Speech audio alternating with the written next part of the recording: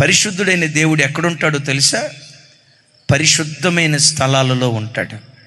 ఒకసారి ఈ వాక్యం వింటున్న నీ బ్రతుకులో నీ హృదయం అనే పాళ్యం పరిశుద్ధంగా ఉందో అపరిశుద్ధంగా ఉందో ఒకసారి కూర్చొని ఆలోచించు. దురాలోచనలతో నిండుకొందా నీ మనస్సు? తప్పుడు తలంపులతో నిండుకొందా నీ హృదయం?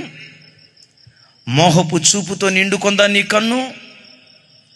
అపవిత్రమైన ఆశాయిత్యాలతో రగిలిపోయే పరిస్థితులు ఒకవేళ బ్రతుకుతున్నావా? అందుకనే దేవుడు నీ జీవితంలో నీకు దూరమై వెళ్ళిపోదాము అని అనుకుంటున్నాడేమో. ఒకసారి ఆలోచించు.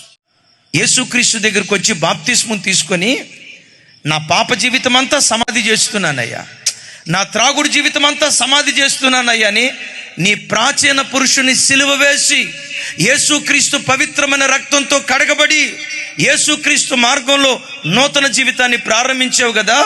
ఒక్కసారి నూతన జీవితం నువ్వు ప్రారంభించిన తర్వాత పాతవి మరి అన్నడు నీలో కనపడకూడదు. విసర్జించినవి నీలో మరి అన్నడు కనపడకూడదు. కక్కి వేసినది మరి అన్నడు నీలో కనపడకూడదు. నేను ఇది చెయ్యనయ్యా, ఈ త్రాగుడు నాకు వద్దయ్యా, ఈ అక్రమ సంబంధాలు నాకు వద్దయ్యా అని ఏడ్చి ఏడ్చి బాప్తిస్మం తీసుకున్నావే, ఏ పాప విషయములో చచ్చిన వాడిగా ఉన్నావో బ్రతుకు కాలమంతా ఆ పాప విషయంలో నువ్వు చచ్చిన వాడిగానే ఉందువుగాక. ఒకప్పుడు భక్తిగా బ్రతికి పాపాన్ని విసర్జించి, అపవిత్రతను విసర్జించి, రోత జీవితాన్ని విసర్జించి 1 సంవత్సరం భక్తిగా బ్రతికి సంవత్సరం తర్వాత మరలా కుక్క వలె వాంతి చేసుకున్న దానికి పరిగెత్తుతున్నావేమో. జాగ్రత్త. చచ్చినోడు చచ్చినట్లుగానే ఉండాలి. క్రైస్తవ జనమా, నీవెవరివో తెలుసా?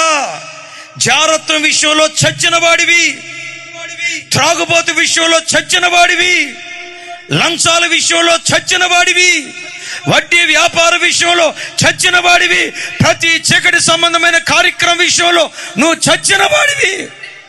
నువ్వు చచ్చిన వాడిగా బ్రతికితే జీవమై ఉన్న యేసుక్రీస్తు జీవాధిపతిగా నీ బ్రతుకులో ప్రత్యక్షం అవటం ప్రారంభిస్తాడు.